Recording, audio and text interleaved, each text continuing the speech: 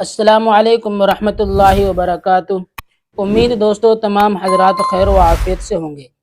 دوستو اب ہم آپ کو پڑھانے جا رہے ہیں اشرفی تعلیم کا چوتھا حصہ۔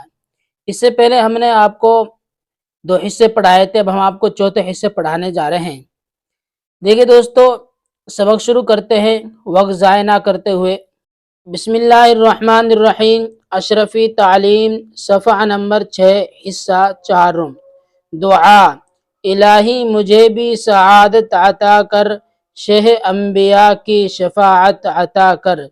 کروں سچ بیاں زندگی میں ہمیشہ، زباں اور قلم کو صداقت عطا کر۔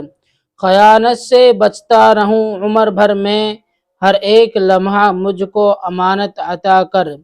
کسی کو بھی شکوہ نہ ہو مجھ سے یا رب، میری ہر ادا میں شرافت عطا کر۔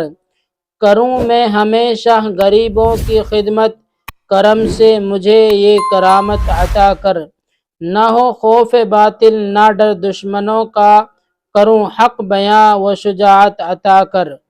پڑھوں میں ہمیشہ حدیث اور قرآن، نہ بھولوں کبھی و ذہانت عطا کر۔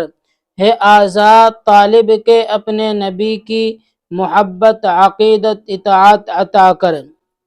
یہ الفاظ ہیں اور یہ ان کے معنی ہیں۔ دیکھیں، سعادت کے معنی خوش نصیبی، بھلائی۔ شہ انبیاء، نبیوں کے سردار حضرت محمد صلی اللہ علیہ وسلم۔ شفاعت، گناہوں کو معاف کرانے کی سفارش۔ صداقت، سچائی۔ خیانت، امانت میں چوری، دغا، دھوکہ۔ حق، سچ، درست۔ یہ مشق ہے۔ یہ دعا زبانی یاد کرنی ہے، پھر اس دعا کو اپنی کاپی پر نقل کرنا ہے۔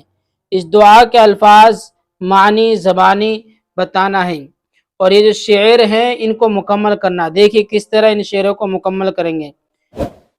خیانت سے بچتا رہوں عمر بھر میں، ہر ایک لمحہ مجھ کو امانت عطا کر۔